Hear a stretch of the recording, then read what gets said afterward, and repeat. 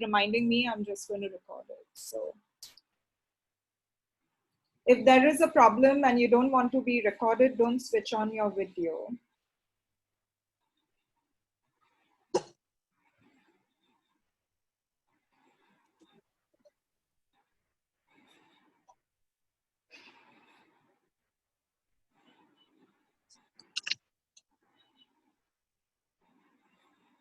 Okay, so we have, I think most people have come in. So I'm going to end the poll, but everyone's curious. I think most people are curious, excited, and happy.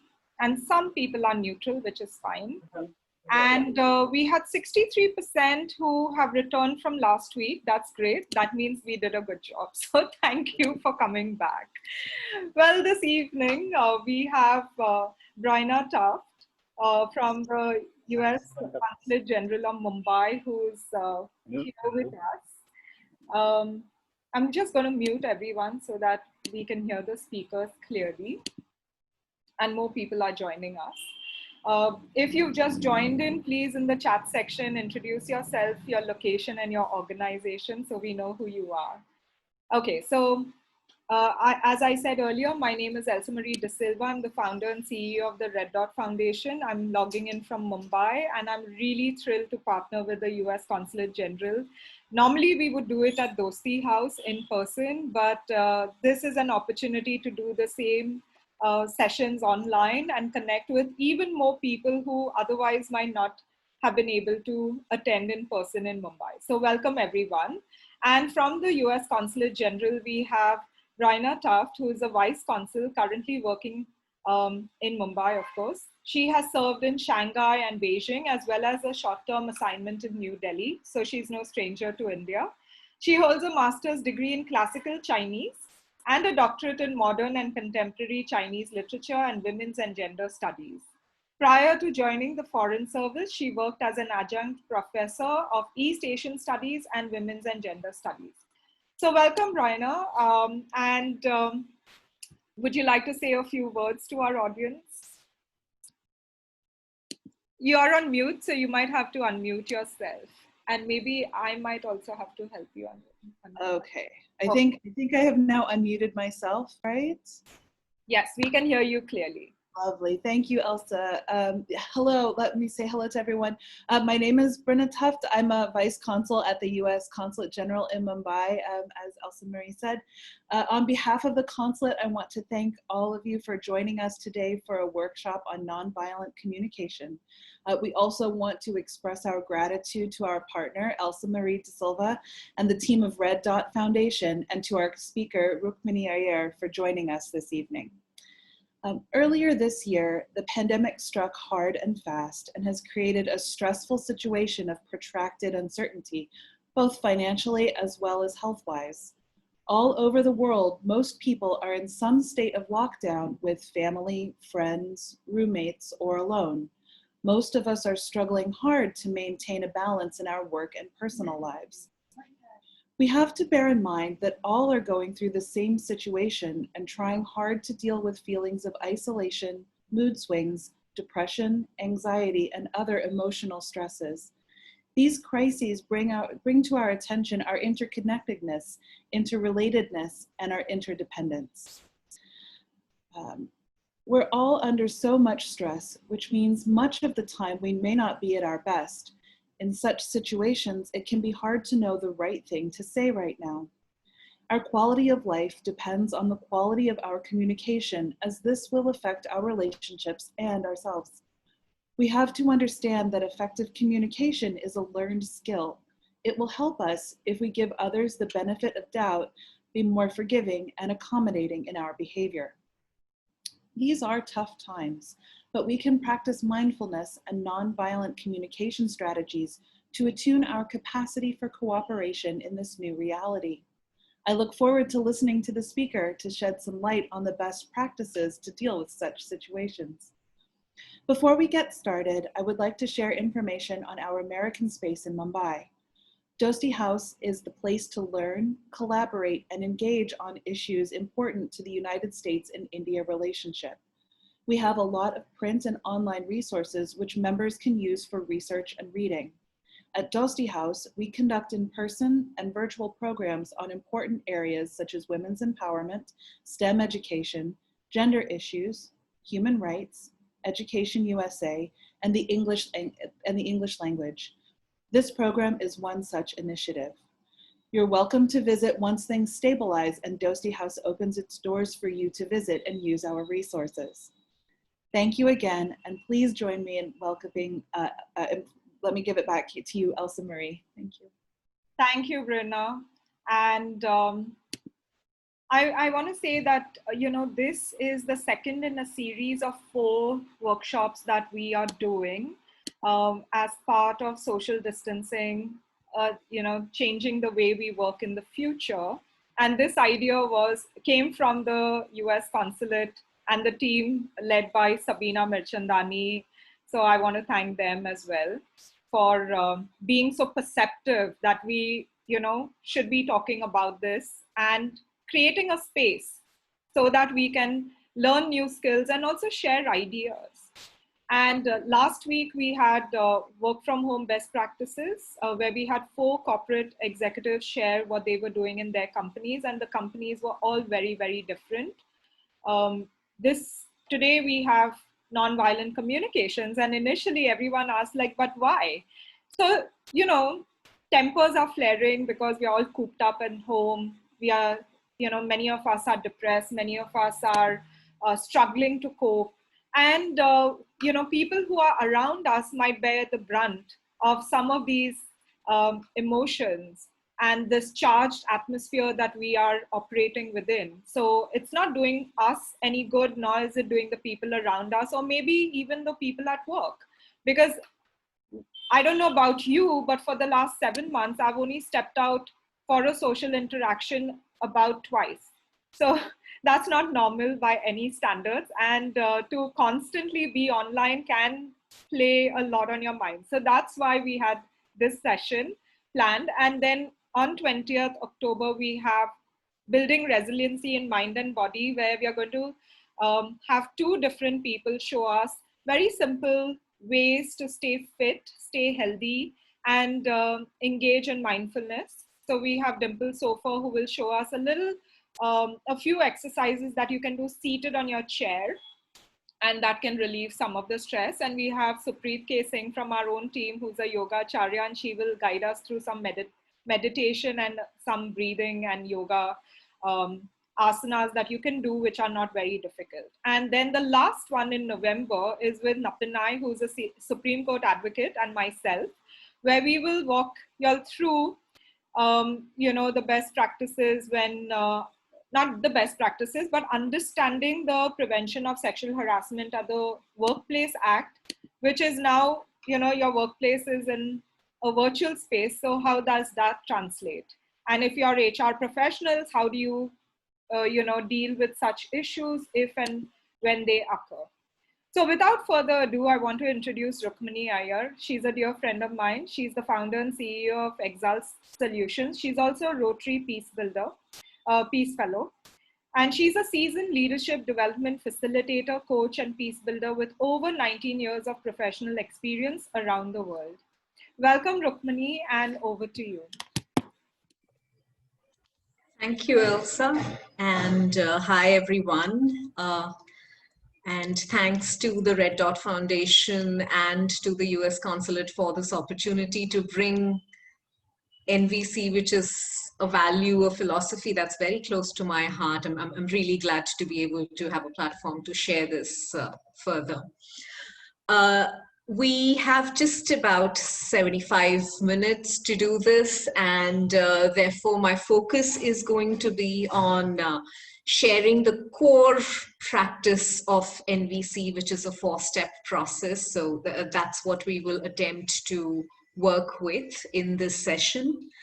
And of course, having said that, I've been practicing NVC for close to a decade now, and it grows on you. That's something that I can say. When I first encountered it, It was intriguing and it felt extremely challenging. It still continues to challenge me at times, particularly when things are sensitive. Maybe if you look at the kind of things that are happening in the country right now, in India, for example, it is challenging to be non-violent in my communication. And when I say non-violent, I don't mean non-violent in the sense of, let's say, not using swear words or, managing my tone.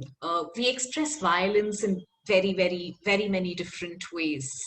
And one of my discoveries when I started practicing NVC was around how violent I was. That was a very strange experience, given that I would normally think of myself, and I think most people around me thought of me as someone who's fairly peaceful and calm. And NVC made me realize that's not quite the case. And so the first encounter and experience with NVC was really about encountering my own violence in terms of my thoughts, in terms of my emotions, which would eventually slip into my language. And the journey has really been about staying with that violence and then to look at how do I transform it? How do I look at the value beneath that violence? What is the need and the care beneath that violence, which can be tapped into, and which then becomes a huge reservoir of strength and energy. And that's what I'm going to attempt to share in the short time that we have today. I do hope to have at least a little bit of time for practice in breakout groups. Let's see how the conversation goes as we go along. So I'm going to start sharing my screen.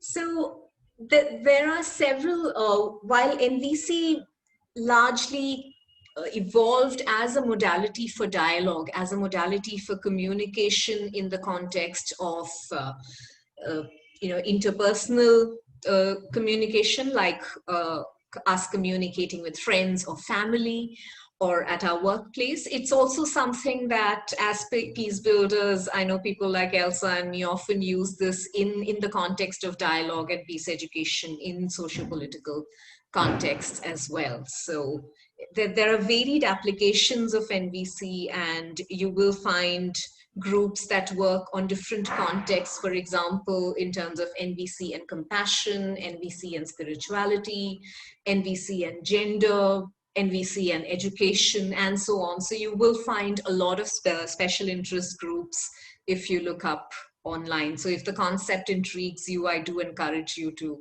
look up at these special interest groups online and engage in the conversation. I invite us to start with a really short centering practice, and it's a really simple practice that I invite you to do, which is just to connect with your body wherever you are, in whatever manner you're seated or resting, or I hope none of us are standing, but if that's the case, then so be it. I invite us to connect with our bodies.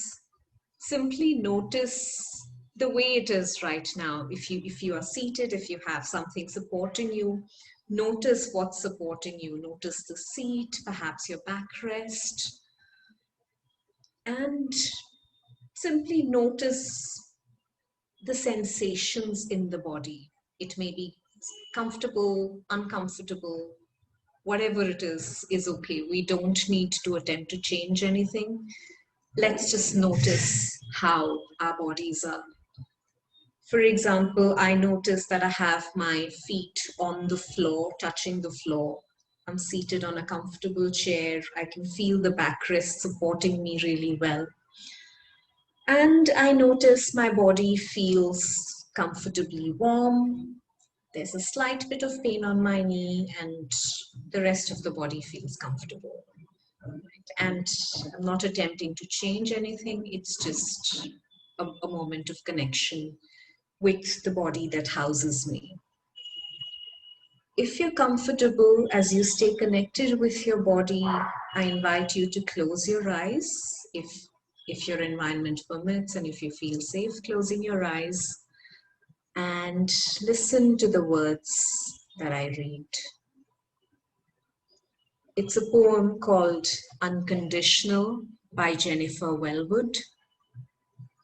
And here it goes. Willing to experience aloneness, I discover connection everywhere. Turning to face my fear, I meet the warrior who lives within.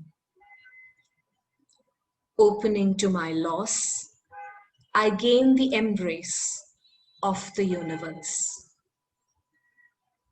Surrendering into emptiness, I find fullness without end.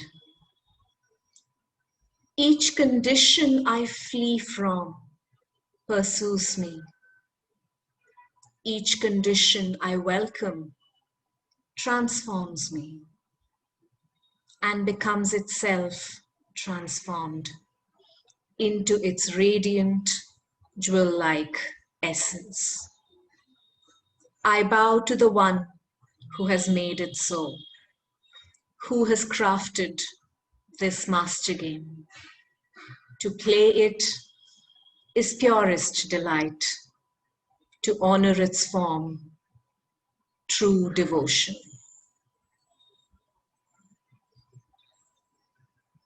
That's Unconditional by Jennifer Wellwood.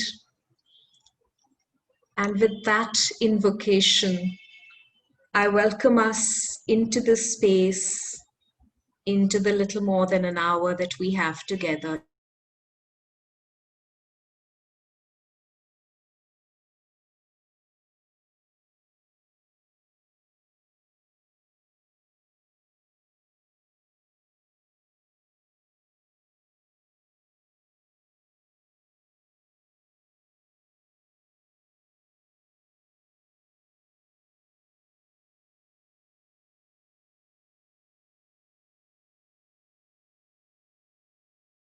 Practice, and I invite us to, of course, stay in connection and stay in dialogue. I will, of course, leave my contact details should you wish to explore this further. And as we continue, you're, of course, welcome to make notes if you like around any insights that you might have during the process. I will, of course, also share the notes with you before we end this meeting today. So in case you're not in a position to make notes, just want to let you know that you will have the notes from here. So as we go forward, I do want to credit Marshall Rosenberg, who expounded the idea of nonviolent communication back in the 1960s. And the book that you see on the screen is something that I would recommend to anybody and everybody who can read, simply because it speaks of what the subtitle says, the language of life. It's about the language of connection, finding connection within ourselves and finding connection with people and systems around us. And it's a simple, hugely inspiring piece of work. So that's something I would encourage you to look up if you've not read it already. I know some of us in the audience perhaps are conversant with NVC in some form. And so some of what I share here might feel like a reinforcement of what you all space for all of us to be able to work through this together. A couple of requests that I have as we go forward is that for all practical purposes, we are a group of strangers from around the world connecting virtually. And whilst I'm grateful for the technology that makes this possible, we do want to ensure that this is a safe and a useful experience for everyone that is here. And therefore, my requests to all of you would be to hold up respect, to respect yourself, your own emotions and your experience that comes up, and also hold up that respect for the experiences and the narratives of others that may perhaps share some of what they're feeling here. If we do have the opportunity for vocal sharing, or if you do go into breakout rooms and you get to speak with each other, I request you to be brief so that everyone has a fairly equal amount of time to be able to share should they wish to. And of course, the last request is of confidentiality. Whatever is shared within this room stays in this room. And so those are a few requests that I'd like for us to remember and to hold up for each other so that the shared space is safe for everyone who's here. So what is non-violent communication?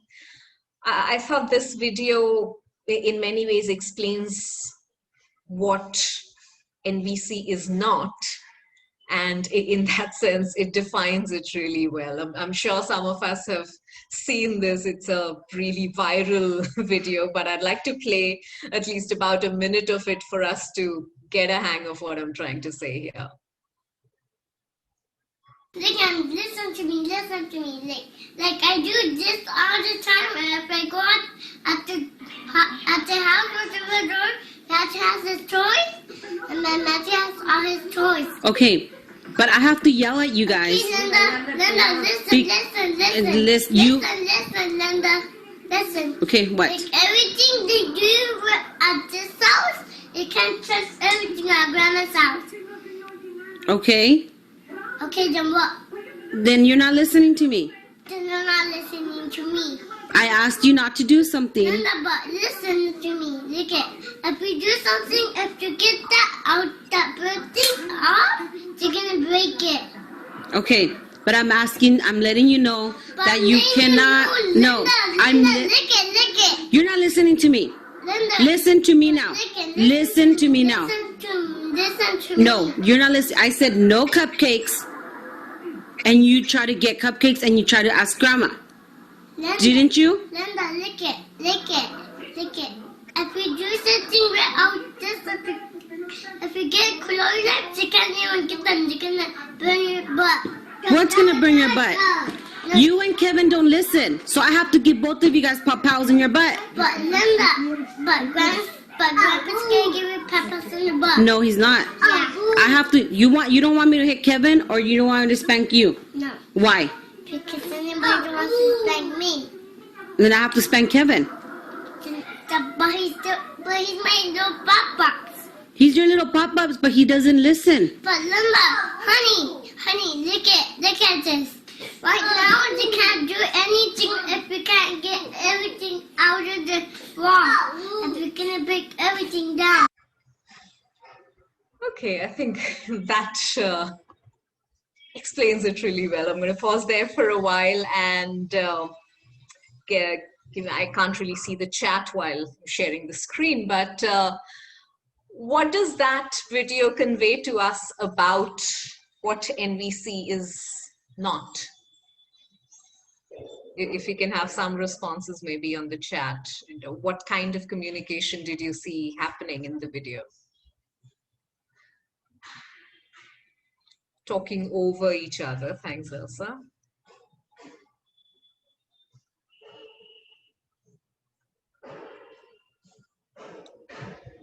Yes, see some messages around, no one's listening, not letting the other person speak, directing the child that's not listening, no active listening, repetition, one-way dialogue, lack of listening, non-agreement. Okay, thank you.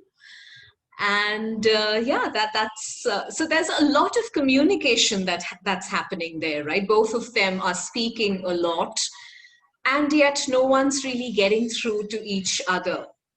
And the first aspect of violence in that communication is around the lack of listening, that no one's holding space.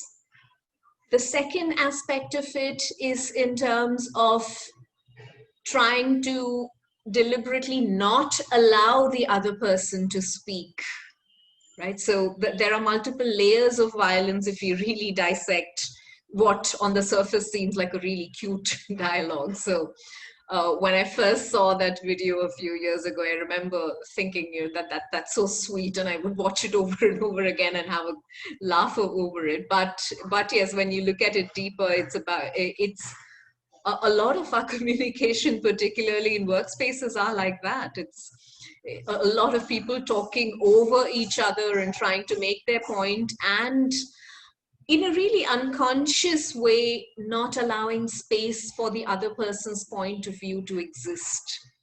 And that's the violence in the process that we're talking about. We are not making an assumption that any of us are knowingly or deliberately violent people. What we're saying is that a lot of our violence is absolutely unconscious even to ourselves. We don't know that we're doing this. A lot of times we believe we're being as calm as we can be, we're being as peaceful as we can be when we communicate, but that's not how it quite lands to the other person. So the intent of our communication and the impact of it is very different quite often. And what NVC attempts to do is really to bridge this gap between the intent and the impact of communication. So let me go back. So NVC speaks about or uses the metaphors of these two animals, jackals and giraffes, in explaining what communication can be like. The metaphor of the jackal is used as a land animal that's quite fierce. It's competitive. It sometimes there are packs of jackals that even fight each other in the process of trying to get to their source of food. And so the inherent nature of the communication, when we say the style of the jackal, is that one judges another, criticizes, there's a lot of moralizing, accusing, making assumptions, judgments. That's the inherent nature of the jackal-like communication. So when we, in terms of NVC, when we say jackling out or jackling in, that's what we attempt to do. For example, if I'm jackling out and saying, my boss doesn't understand the kind of pressures I have at home when he keeps heaping work onto me, he doesn't know my living situation, right? That's me jackling out in judging what my boss does in terms of interacting with me at work. At the same time, sometimes I might use the jackling in an inward direction. If I'm jackling in, then the communication can be directed in a violent way towards me. For example, if I say, I'm unable to stand up for myself as a woman, I need to really tell my husband that I work as hard as he does, and therefore he needs to do his share of work around the house as well. Why am I unable to ask it? I think I'm really weak. Right? And that's jackling in, where I'm being judgmental and being accusatory towards myself. Either way, jackling in or jackling out doesn't really leave room for compassion. It doesn't quite leave room for dialogue. There may be a lot of talking at each other or talking at myself, but it doesn't really leave room for listening. Because in making judgments, in using adjectives in very simple terms, if I have to put it in terms of language, if I'm using adjectives towards towards another person or towards myself, then I'm really leaving little room for dialogue because the decision has been made.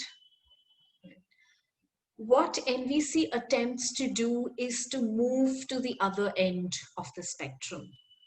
And notice that we're talking of this as a spectrum. We're not talking of these as polarities and that one needs to constantly embrace one polarity and not the other. The human experience is about being able to navigate between the two and to know that given the kind of systems we've created, the kind of workplaces, the social systems, the familial systems we've created around us, it's very natural to be jackling in our communication because that's how we are educated. That's what we're conditioned towards. A lot of our education system, pretty much around the world, is about having an opinion.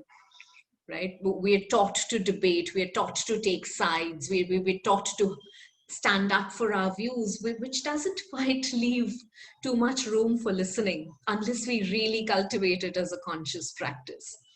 And so if we do notice ourselves jackling in or jackling out, please do be compassionate to yourself about it because we're trained for it. And what we're attempting to do with NVC is to notice that that's not the only choice. We also have a choice to move and access the other end of the spectrum and work with the metaphor of the giraffe. The metaphor of the giraffe is chosen because one, it's a tall animal. It's able to go above the ground level, look at things from a higher perspective and notice both points of view. That's one reason for that metaphor. The other reason for the metaphor is that amongst all land animals, the giraffe is said to have the largest heart, like the largest physical heart. And NVC in many ways is about connecting with our heart, connecting with our compassion, and speaking from there, and hence the metaphor of the giraffe. So what we're looking to do in shifting this language from jackling in or out to giraffing in or out is to move from competition to compassion. Compassion for self to start with, and then eventually compassion for another. So what that entails is an inner shift in terms of moving from judgment to moving from opinions, from decisions, from accusations, to moving into curiosity, to saying, okay, what could this other person's reality possibly be? Or what could my own reality possibly be that I am behaving or communicating in the manner that I am? So for example, while jackling out, if I say that, you know, my boss absolutely lacks compassion, he doesn't understand that I have pressures as a woman and I need to deal with work from home differently than he does as a man, right? That's me jackling out about my boss.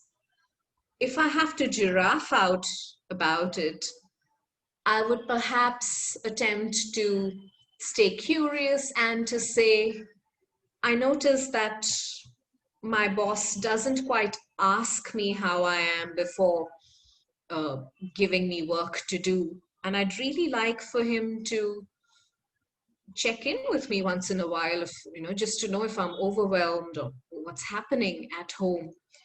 And I wonder what makes him not check in. I wonder if I could maybe ask him that, you know, just to go up one day and say, you know, boss, do you feel like ever asking me what's my reality at home?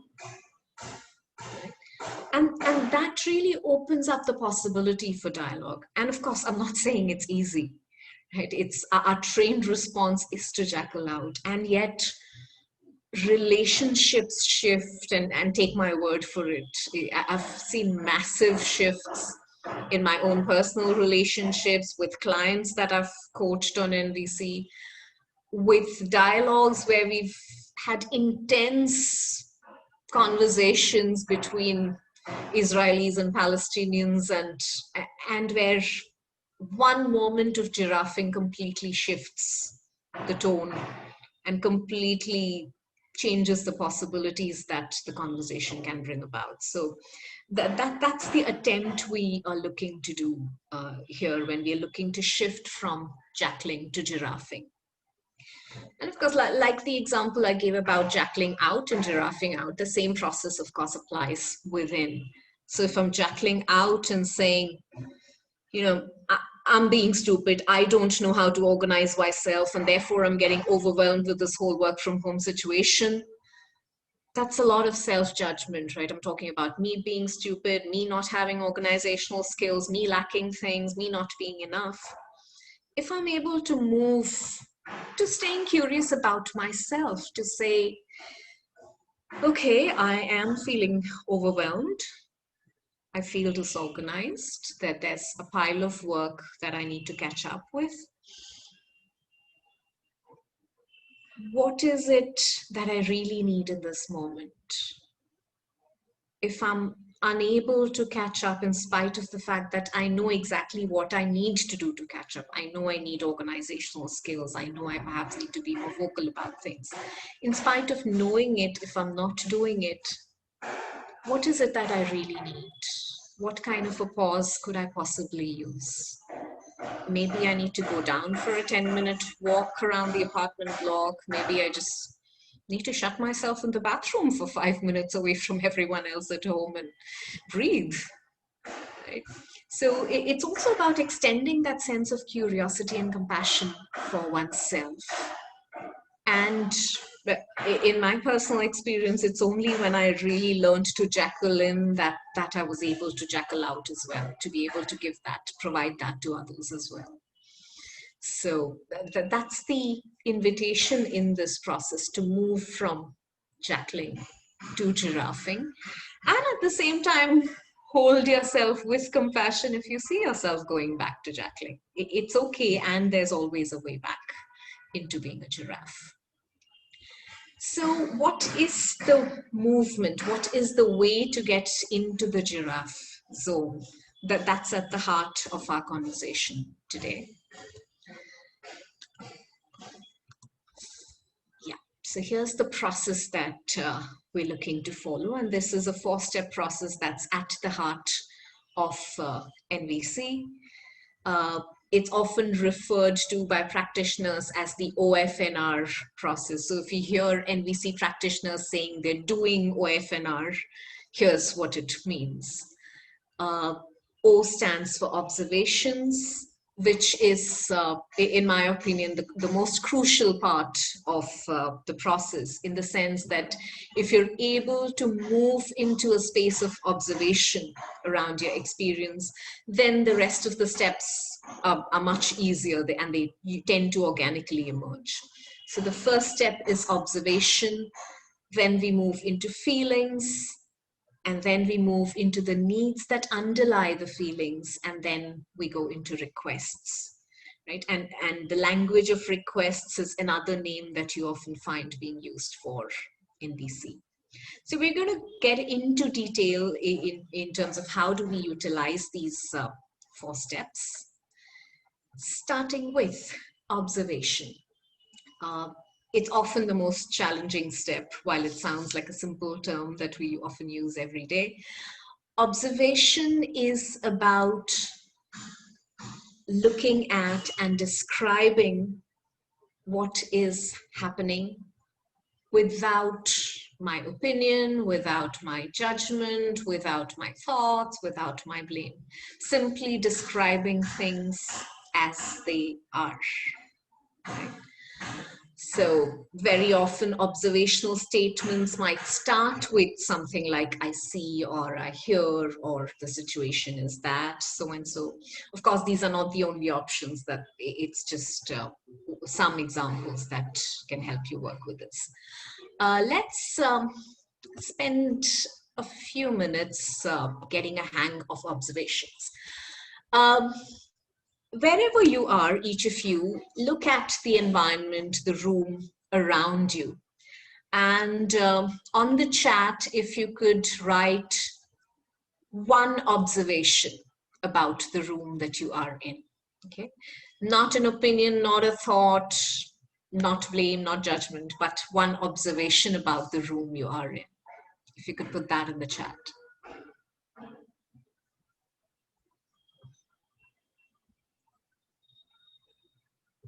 Okay, it's dark, there's no light, clean. I feel that the room is chilly, brightly lit, colorful. Room is rectangle, white walls, L-shaped, safe, fresh, full of memories. Hear birds chirping, sunlight streaming in. Observation about, Asmita, what we're talking about is, can you share an observation about the room you are in? Something that you know is an observation and not a judgment, not a thought. Okay, someone says breezy, room has 1 red wall, 3 beige, it's blue, 3 lamps. Okay, some good observations coming in, positive vibrations, full of stuff, t-shirt on the bed, well lit. Okay, so I'm glad there are quite a few great examples of what an observation is. What an observation is not is my subjective experience of it. So for example, if I say that the room has a positive vibe, that's my experience of it, right? And someone else might walk in and say, oh, such a dreary room, right? And both of our experiences are equally valid, right? So that's subjective, that's personal experience, and that's not quite an observation, right? There's an interesting one there that says little messy with lots of books around. Lots of books, yes, the books being there is an observation, right? Messy is my opinion of it. And somebody else may think lots of books around makes it cozy, right? And that's equally valid as an experience. So what we are attempting to say here is that an observation is something that cannot be contested. If there were a camera installed in the room, what would the camera see, right? The camera would see the books. The camera would not have a judgment about the fact that it's messy with the books around, right? Or the camera would see that there's, let's say, light in the room, that there are plants in the room, that's something that a camera would see. The camera would not determine that that makes the room have a positive vibe, right? So one clue to changing our statement from our thoughts or opinions into observation is to think about how would a camera phrase it. If a camera could talk, how would a camera phrase the reality of the situation, right? So let's take this one notch up. Think about a person that you have a conflict with. Let's say your partner or a spouse at home, maybe a colleague that you're having a difficult conversation with, someone that you don't get along with. Think of that person, okay? And let's attempt to, of course, without disclosing who the person is or naming anyone, let's attempt to draft an observation about that person. An observation, not an opinion. Let's try this.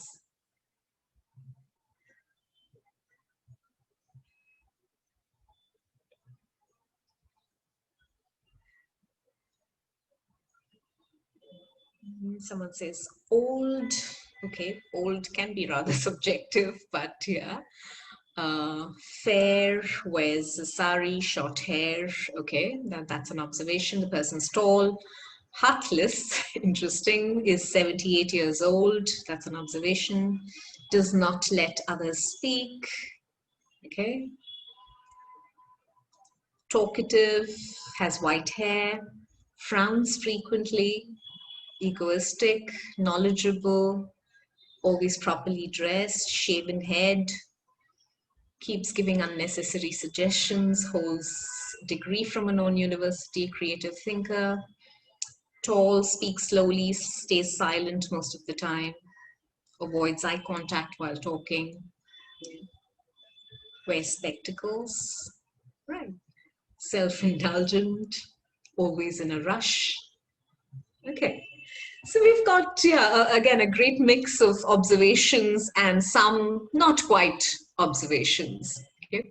So some things that can be verified and are, in a way, can't be contested are things like this person is 78 years old, right? That's what it is.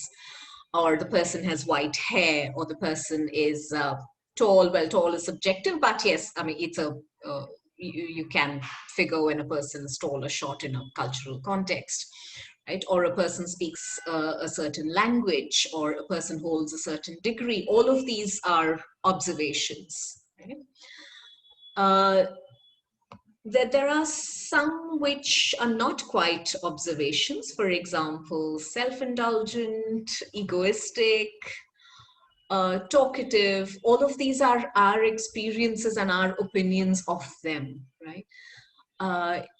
If I may think that someone is talkative, and that person may have an entirely different opinion of themselves, right? Or they may behave in completely differently in another environment. Maybe with me they are talkative, but with other people they may go completely silent, right? So that's my subjective experience, and that makes it my opinion, right? Also, a lot of times when we, there are some phrases which are interesting to notice in that it's on the face of it, it looks like their observations. For example, there's a statement that says she does not let others speak, or is properly dressed always.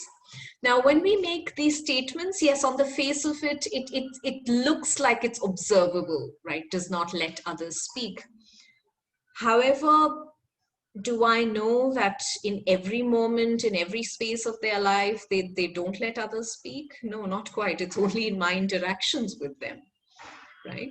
So then when I make it an always or a never statement, it's not an observation. That's another clue to get a hang of what an observation is. If I'm saying, if I'm making a statement about someone, and I'm likely to tag it with always or never, then it's quite likely not an observation, right? Because it's only in my experience with them that they seem to be like that, but others may have an entirely different reality, right?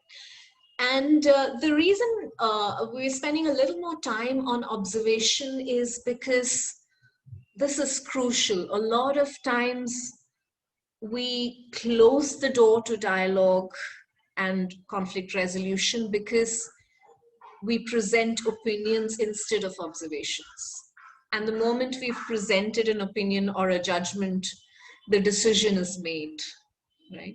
When I go into a dialogue thinking, okay, I want to make this request of my boss, but I know he's a dud and he's rude and he's not going to listen to me. If that's the mental space with which I'm going into the dialogue, then I've already made my decision around the fact that he's not going to listen. So even if the person's going to listen, I'm not open to it. I'm not open to being received there, right? And therefore, it becomes important to shift oneself internally into a space of curiosity. No matter how difficult and challenging my experience with that person is, and particularly for people at home that we're living with day in and day out, it is really difficult to get into a space of curiosity because we believe we know them in and out. And yet, it's often people that we believe we are very close to, our innermost circle, because we lack curiosity about them, we end up missing a huge part of who they really are and what their reality is. A lot of the depression around the world today is really about that, about the fact that we're not able to hold curiosity for those that are in our innermost spaces. And when there's that lack of curiosity, the experience that one might have is of absolute disconnection. And that doesn't do any good for our mental health or of anyone else around us. And so in many ways, NVC is a huge healing process in terms of not just interpersonal relationships, but also in terms of social and emotional health. So yeah, there's a lot of value in the process if you're able to invest some energy in really moving to a space of curiosity, no matter how difficult our experiences. If you're able to move to that one moment of observation to say, okay, today in my conversation with this person, instead of saying that, okay, he or she is self-indulgent, if I'm able to say, today in my conversation with this person, they did not ask any questions about me. They spoke about themselves. If I'm able to rephrase that, right, instead of saying they're self-indulgent, if I'm able to say, today they did not ask about me, they spoke about themselves, it contextualizes the conversation. It says, okay, this happened today. Can I stay open to another experience tomorrow? And that shifts the energy, that shifts the tone, that shifts the body language when I approach them next. And initially, I used to be intrigued when I first heard Marshall Rosenberg say this. But he believed hugely in the statement that says, it takes only one giraffe to shift the conversation. The other does not have to know NVC. The other does not have to know that you're engaging in the process. The other can do all the jackling they want. It takes one giraffe to shift the tone of the conversation and the possibilities in it. And initially I thought, okay, sounds philosophical, too good to be true. But over the years, I've noticed and experienced what he means by it takes only one giraffe. So my invitation would be for you to try it out, and it does work. All right, so that's about what an observation is. I'm going to go back to the slides and talk about the other three pieces. So as we said, it's a 4-step process. The first step is observation, then we have feelings, needs, and requests. So we looked at what observations are. Feelings are, I suppose, easier in one way, but not quite in terms of us being able to express feelings. Right? A lot of times the challenge with feeling is that we do feel, but we don't quite have a vocabulary of feelings. We don't quite know how to express the feeling, right? So do I know, for example, if I say I'm angry, right? Anger is a broad term, right? Do I know if I'm enraged, if I'm annoyed, if I'm upset, if I'm mildly irritated? What's the tone, what's the flavor of anger that I have, right? So the work that we need to put in terms of getting to feeling and getting to express our feeling is about, can we name it correctly? And can we name it in an uninhibited manner? Right?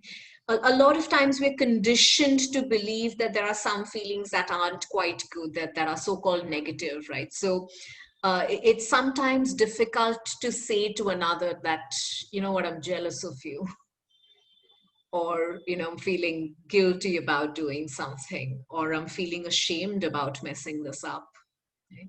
That there's a lot of sometimes shame and taboo around expressing feelings clearly. And yet it's so liberating when we are able to do it, because the kind of connection that expressing a feeling invokes is huge. It really connects the human in us to the human in another, no matter what sides we are on.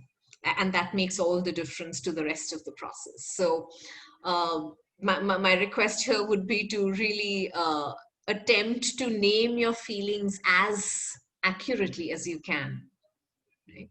So for example, if I have to prepare to have a conversation with my boss, if I'm able to convert firstly my thoughts and opinions into my observation and say, for example, that Okay, I notice my boss giving me a lot of work without quite asking me how I'm doing and how I'm coping with what he's already given to me. And I'm feeling overwhelmed. I'm also feeling a little annoyed. There are moments when I feel angry with him for him not asking me about how I'm doing. Right? So I'm naming these for myself in preparation for the conversation. And then if I'm able to go down from feeling into need, I don't want to go too much into the theory behind it, but that there is a neurobiological process here. But what we are saying is that feelings at the end of the day are a neurochemical reaction, right? That there's a hormonal response created due to certain experiences that we have, and those hormonal responses are what we experience as feelings. And those hormonal responses happen because there's something much deeper in our what's termed the reptilian brain, the brain stem. There are needs that reside there, and these are needs that are common across humanity. Marshall calls them universal human needs because they range across gender, age, race, ethnicity, all of that. All of us have exactly the same needs as human beings, and all needs are valid. What is often unpleasant and in a way invalid is the strategy that we use to meet the need, but the need itself is valid. Okay? So for example, I may have a need for, all of us, for example, have a need for love, for belonging, for respect, affiliation, safety, trust, need for acknowledgement for the fact that I exist, right? Or validation, approval. All of these are needs that all of us experience. And when needs are fulfilled, then the feelings that arise out of those needs are often what we term as positive feelings. Right?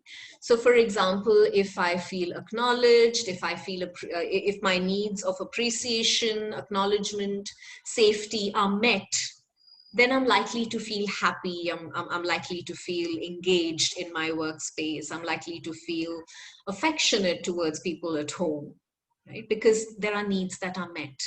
When there are needs that are unmet, then the feelings become so-called negative, right? When I feel like I'm not, when my need to be appreciated is not met, or when my need for respect is not met, or acknowledgement is not met, then I feel irritated, angry, upset, sad, depressed, all of that. Right?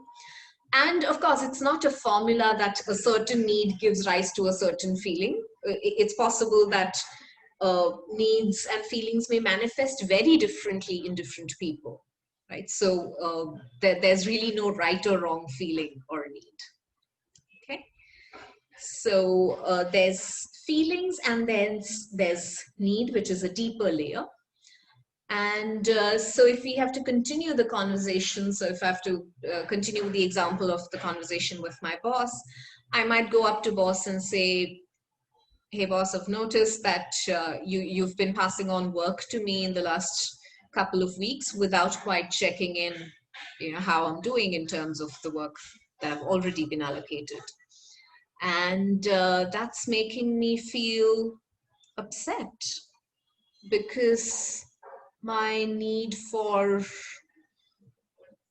rest is not met. My need for my need for acknowledgement is not met. Right? So that's one way to start having that conversation. And then, of course, finally come to the stage of a request, right? This is, in a way, if I have to put it in terms of input and output, the request is the output of the NVC conversation. So a request is where I express my observation, my feeling, and my need, and then place a request to another. And the request could be of different things, right? The request could be for me to say, okay, I've shared my reality around this. Would you like to talk about your reality? Right? So for example, I've told you, boss, that, here's how I feel about you giving me more and more work. May I ask you what's happening with you? What's making you keep giving me work without checking in on me? Right? That could be one form of a request where I'm checking in on another person's reality. Or maybe I have a request that's got to do with me, not to do with the other person. Right? Now, the term request can be a little confusing, so I want to clarify here. Request is not about simply making the language polite. It's not simply about using the word please or request. We're talking about the energy of request, right? So what the energy of request is that firstly, it's a 3-step process. That the first request is always for connection. Connection simply means, is that person willing to talk about this right now? Right? So it's about, for example, going up to boss and say, hey, you know what, I want to talk about how can we manage the situation at work differently. Do you have time to talk about it right now? That's a connection request. And the person may say, no, this is not a good time, let's have a call later. And that's perfectly okay. The request can continue later. Right? So the first step is always a connection request, because if we go straight into an action request, which is the third step, in a way we're being violent, because we're not quite taking into account the other person's reality. Maybe the person's not in a frame of mind to be able to talk. Maybe the person's occupied elsewhere. Right? So if we make assumptions around the other person's time, that's also a form of emotional violence, right? So the first step is always a connection request, is to check in, are you okay to talk about this right now? The next step is a request for understanding, right? Which is to present my point of view and maybe also request for another's point of view. So a request for understanding could be something like, so you've been, so we've presented the O, F, and N, the observation, feeling, and need. So to say that, I'm feeling overwhelmed, I'm feeling angry that you're giving me all of this work, and my need for rest is not met, my need for acknowledgement is not met. Are you willing to understand my situation at home? Can I tell you a little bit about what's happening at home before we discuss this further? Right? That's a request for understanding, where I want to present a little bit more about my reality, and maybe also invite the other person to present their reality as well, what's happening with them. And then finally, the action request, where it's about saying, the next time you want to give me some work, would it be okay for you to give me a little more notice, or maybe negotiate for time with me without making a commitment to a client? So there's a specific action that I'm asking for. What often happens is, in the natural course of a conversation, we tend to go directly into action requests. And we think we're being polite. And from a language perspective, we really are being polite. But the violence in the communication, the inherent jackling slips in because we've not made a connection and understanding request. So we've perhaps made an action request of a person in a space where they're not ready to receive a request at all. Right? Maybe they're in the wrong, maybe you've reached them in the wrong time zone, or maybe they're in a different meeting, or they're occupied mentally or emotionally elsewhere. So it's really important to follow these 3 steps when you make a request. First, connect, then present your side of your experience, invite their experience if possible, and then move into action request. And we've been speaking about the energy of requests, and the energy of requests needs for us to be able to receive a no. So it's possible that in spite of all of this effort that I make, my boss might say, I'm sorry, the situation is critical, I have no one else to go to, so I'm going to continue piling up work for you. Right? And so it is. And yet, because you've established a bridge this time. It's possible that when the situation changes even slightly, the person might the next time around pause a little bit, ask if you need things to be done differently. You're opening up a door. It's like a foot in the door, and then the relationship eventually shifts. So be prepared to receive a no. A request is just that, a request. It's not a demand, right? So the other person has the right to not understand, right? So what the shift that we're looking to do, the energetic shift that we're looking to do in the process of nonviolent communication is really the shift from the head, which is thoughts, opinions, blame, to the heart, where we're going down to feelings and to needs, and to the gut, where we're going down to request, to really connect with the other as a human being, to present my unmet needs as a human outside of my role, outside of my gender, outside of my race, right? The fact that I have a need which you will identify with because you're human and you do have that need, right? And that's the level of connection we attempt to establish in the process of nonviolent communication. So I noticed we've got about 20 minutes to go.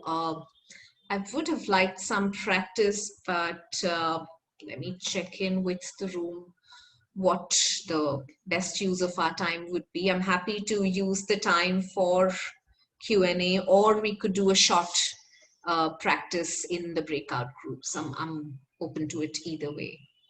If you have a strong preference for one or the other, if you could quickly put into the chat, we could decide accordingly. Nusha says Q&A. Let's wait to hear from a few more. Says Q&A.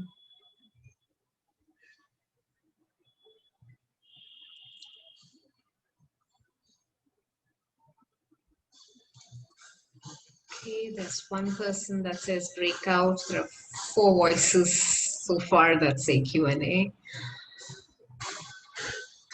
I think usually let's do a Q&A because Okay. Maybe we can host another session in the future, which will be a more practical one. Yeah. Okay. Let's do that. So maybe about 15 odd minutes of Q&A, and then we'll give Brian and Elsa some time to wrap things up as well. So yeah, let's have the questions. If you prefer to type it into the chat, you can do that, or else if you want to speak, you can raise your hand in the participants tab, and then we can take questions from there as well. So I have a question, Rukmini. So now we've done this and we obviously have learned some new skills. And so in the recent past, if we have a conversation that didn't go quite well, and we know now, we were judgmental and we were jackaling out. So now how can we course correct? Okay. Would you want to, when you say course correct, would you want to reach back to this person? Or are you looking at just internal course correct? Yeah, no. So one is obviously, it's your inner thoughts about that person that has caused you to say or frame the way you put your thoughts across to that person. And now, say, for example, we've gone through what you've shown us, and now, you know that you could have done better, right? Yeah. So now I want to reach out to this person again. Yeah. And I got a little pushback, obviously. It wasn't really drastic, but there was a little pushback to say, but that's my point of view. So how do you now take this conversation forward without, you have to acknowledge. So one is acknowledging why you said what you said, that maybe it was overwhelming for you. And that person was probably contributing to your being overwhelmed. But now that the pushback has come, maybe there's some understanding as to how that person was seeing the situation. So now how can you, like giraffe, and, make sure that you have the best working relationship is what I'm trying to say. Yeah. And that's a great context for practical application of NVC also. So thanks for that question. I'm sure a lot of us would resonate with that. Before I answer that, I've put in a couple of files on the chat. One is, of course, notes based on the PPT I shared, and the other is a vocabulary of feelings and needs. That's something I find useful. Sometimes you're stuck for words in terms of how I feel or what I need, so that's something that can be useful. So feel free to download that if you like. And coming back to your question, Elsa, it's a lot of times what I've done in situations like the one you've described is firstly go through the 4-step process myself in terms of how did the previous conversation go, right? And really try and convert the interaction into an observation. In terms of saying that, okay, we had a meeting on this particular day, and I said this, and this other person said this, and at the end of the day, the result of that interaction was that something happened or did not happen, as the case may be. And when I think about how that interaction went, now I feel remorse, right? And that's my feeling. You might feel completely differently around it. So I might feel remorse. I might feel upset about how things happened, because my need for resolution was not met, or my need for appreciation was not met, or my need for understanding was not met. Now that I have a clearer view, having stepped back from the situation, can I now reach back to the person and exactly say what I said in so many words, in terms of, firstly, of course, starting with a connection request, asking the person, can we talk about our last interaction? Can we talk about what happened in the last meeting? Right? And then presenting that in these steps, the O, F, N, and eventually R. So saying that the way I observed the meeting, this is what I said, this is what you said, this was the result. At the end of it, I was left feeling regretful, remorseful, whatever my feeling was. And here is what I'm needing right now. And then moving on to a request for understanding, to say, would you like to present your point of view, or would you like to hear more about my own experience about the meeting and what I think is the way forward? And in my experience, the moment we are willing to be vulnerable enough to name a need, it somehow magically opens up a doorway for connection. Because just the fact that we are willing to take that step to talk about our feelings, name our feelings and our needs, and make that effort, shifts something in the other person, no matter how difficult they may be otherwise. It shifts something in them, and even if they're unwilling to share or name their own feelings and needs, they're at least willing to listen and to reconsider their position. And once that dialogue is opened up, then of course we can go back and forth on the requests in terms of what you might need from them, or what they may need, for you to do differently. Does that make sense? Yes, thank you. Thank you.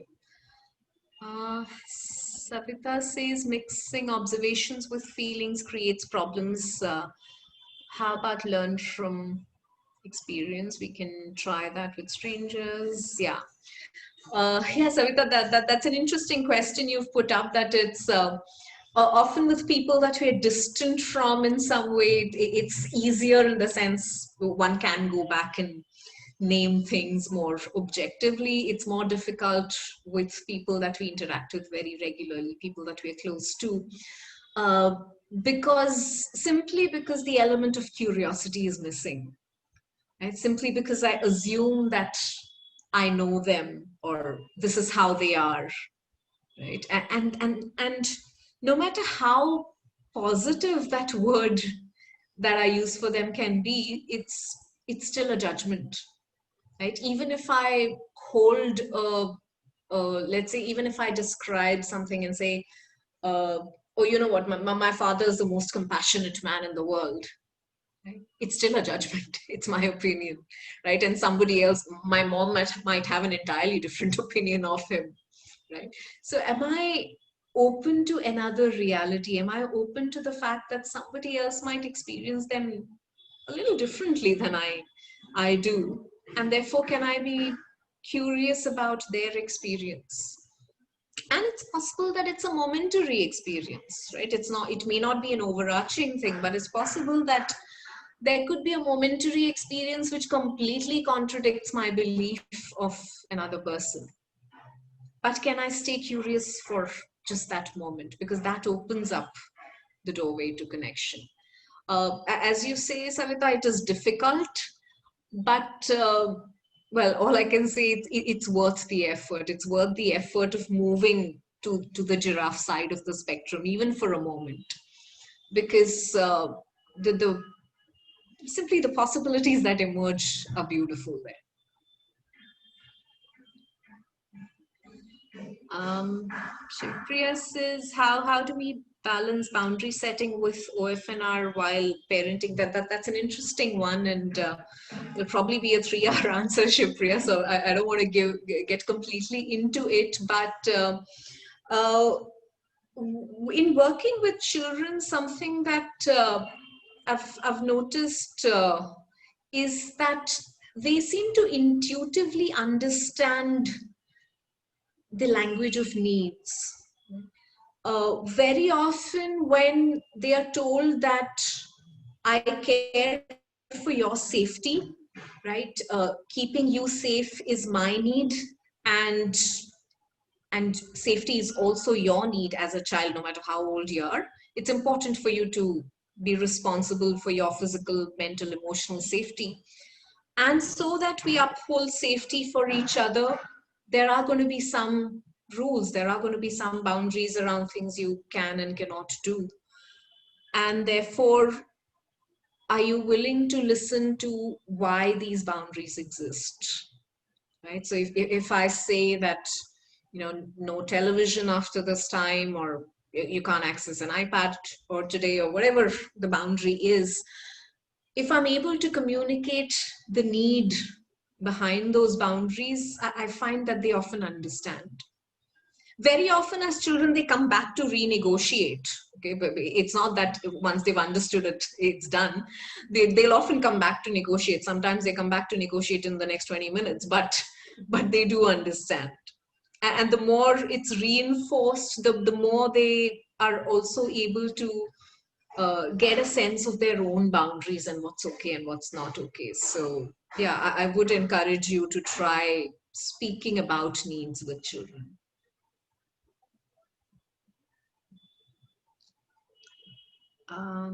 Anusha says, while observing and giraffing yourself and others, how do we potentially avoid enabling destructive behavior? I'm not quite sure how to interpret destructive behavior, Anusha. Would you want to say more about it? Yeah, sure. So I notice that often when I try to be compassionate and kind, at least to myself, that sometimes I tell myself that it's okay to do certain things, it's okay to whatever, sleep for 12 hours, then eat an entire cake. But I find that often, how long can we do that for, before it becomes potentially not good for ourselves. About is an interesting point in terms of us being able to learn to distinguish between needs and strategies. Okay, I may have a need for self-care, but if my strategy for self-care is to have the entire cake, the strategy doesn't quite work, right? So the danger is not so much in the need, the danger is in the strategy.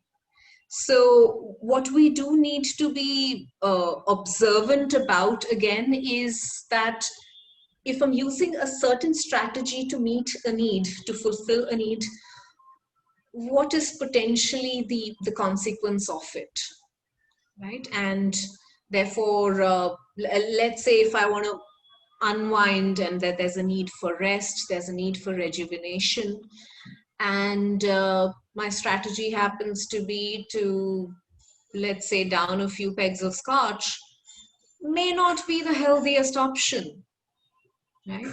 And therefore, I do need to weigh the consequences of how does the strategy impact me? Am I going to be a simple test that I often use to kind of check if my strategy is okay or not is, here is a need I want to fulfill. Tomorrow when I wake up, how am I going to feel about the strategy before I execute that strategy? And if I feel like maybe I'm going to wake up feeling guilty or not quite okay about the strategy, then I know that I need to find another way to meet the need. So that's a simple test that I tend to apply to myself. I hope that makes sense to you. Yeah, thank you. Right, and maybe we'll take one last question before I turn it back to Elsa. Aparna has posted it twice, how to change people's perspective about your communication style, people who are close to you and you live with them. So, Aparna, I'm assuming what you're trying to say here is that if you suddenly shift the way you communicate, it's possible that people might think you're being weird, or they might have judgments or might make fun of you at times. And yes, that's a very practical challenge. With some of my closest friends and even colleagues, I've gone for broke and told them, listen, I'm experimenting with this new way of communication called NVC, and therefore you might find me using a different kind of language or vocabulary, or you might find me communicating differently from what I usually do. And I request you to allow me space to do it. Right? And often if these are people that care for me, they do allow. Right? And even for those that may sometimes continue to make fun or take my effort lightly, when they see that I persist with it, at some point they adapt. So I don't, so for you to start practicing a different way of communication, it's not quite necessary to level with others or to have others agree with you necessarily.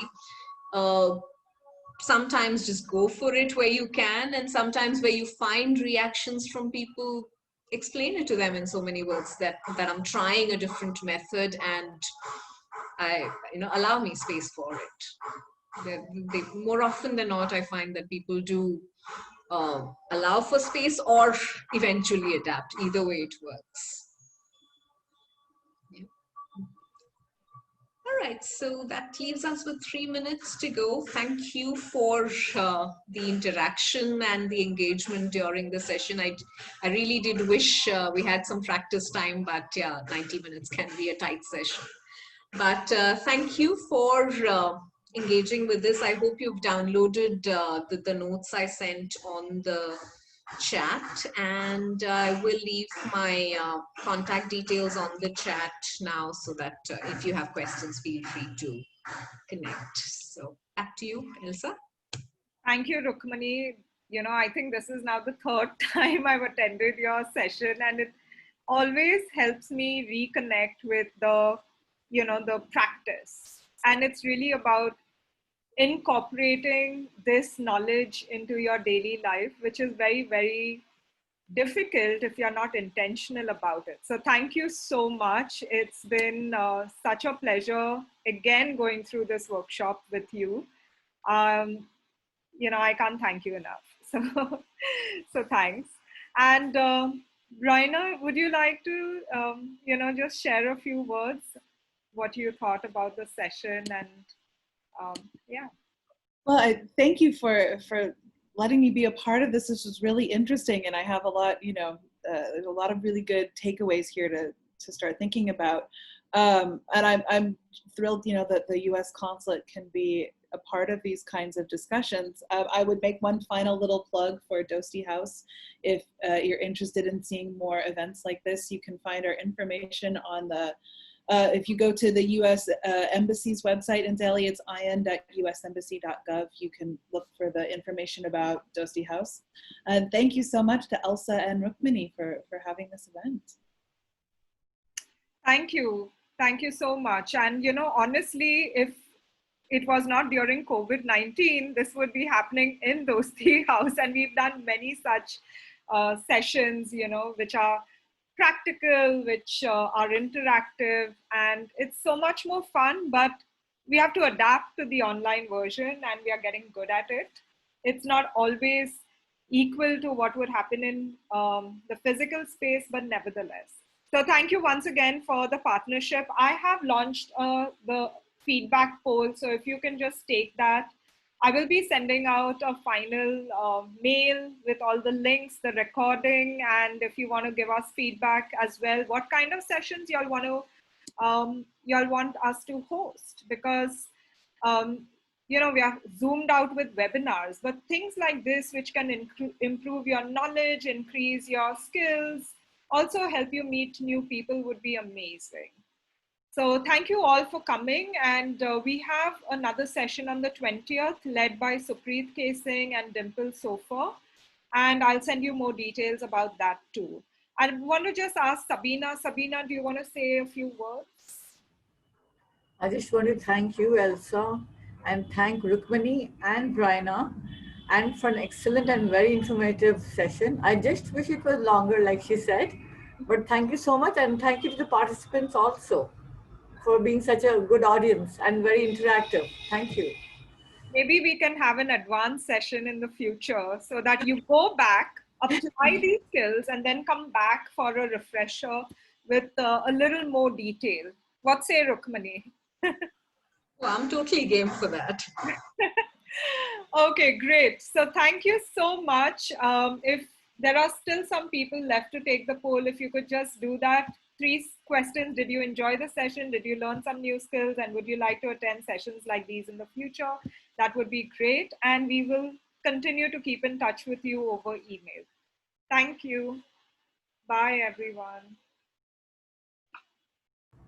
Bye. Thank you very much. Bye-bye. Bye.